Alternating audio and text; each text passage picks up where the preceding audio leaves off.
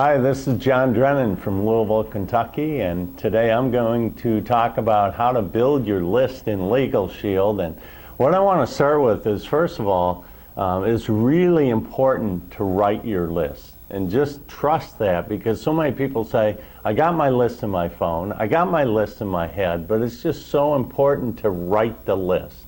So let's start with that. And secondly, it's so important to have a big list. And I want to talk about that for just a minute, because in studying every successful associate, every Millionaire Club member, they all started with a big list. So here are the reasons. Number one, with the big list, you got urgency. Because if you just have 5 names to call, you can be done with that. There's no urgency. But if you have 500 names, there's tremendous urgency. Secondly is you're going to have a lot more confidence, because if a handful say they're not interested or you can't get through to them, it doesn't matter, because you have hundreds more to get to. And thirdly, you're just going to be more efficient. You're going to have to keep your calls brief. You're going to have urgency. So it's so important to have a big list. So what I'm going to do is take you through kind of a quick workshop, if you will, on how to build that big list. So let's start with number one, what I call harvest your database. And here's what that means. You simply start with your cell phone and pull those names out of your cell phone and write them down. Here's what you want to avoid, is trying to figure out, do I want to call them? What will they say? Simply write the name down at this point. Secondly, go to social media. Take your Facebook names, take your Twitter names. Thirdly, you want to go to your checking account. Go back to the last couple years of anyone you've written checks to. Who's cut your hair? Where do you shop? Where do you buy things? Who's your dentist? Who's your insurance agent? Who are the people you're spending money with? Because you're spending money with them. You want them on your list. Next thing you want to do is go to any old lists that you have, like Christmas lists, neighborhood lists, party lists that you might have, as well as any directories. Maybe you have an association directory, a neighborhood directory, a church directory. These are all list assets. You want to bring them into play. And then finally, you want to go to any yearbooks. It could be high school or college or military, any kind of yearbooks. And the last step, and this is a huge one, we all have business cards laying around. They're in drawers, they're on shelves, they're in pockets.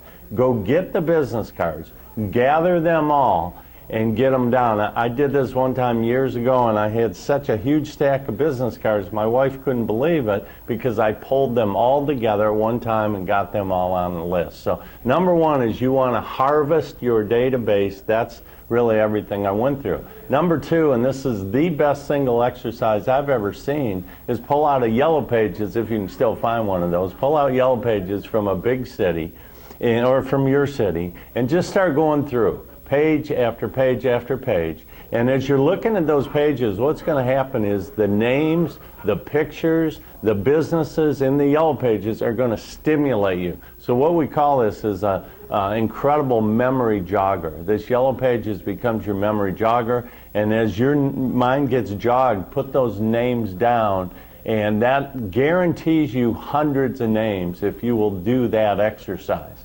So you've created this list. Now, what a lot of people say in this business is, I'm concerned because I'll run out of names. You will never run out of names. If you do what I just shared with you, you've got hundreds of names. But now let me just briefly talk about what you do on an ongoing basis.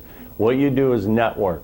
There's informal networking, first of all, and we all do it. It's the people you see at your kids' ball games, their school. It's people you see at church, or if you belong to clubs or hobbies. It's just where you go, and you're constantly meeting people, not for the business, but just because you're meeting them. Secondly, you have formal networking. This is where you formally and strategically go to places to meet people. You might join chambers or join meetup groups or join BNI groups where you can go and actively, you're there to meet people, they're there to meet people. That's more of a formal business networking. So here's what we know. You'll never run out of lists if you do these processes. Then as you start to develop your business, you can teach these processes so you never, ever, ever run out of names. So let me wrap up with a riddle. Here's a riddle. How is a list like having a huge amount of gold in your backyard? And the answer is, if you don't mine it, you'll never benefit from it. So get your list and mine it.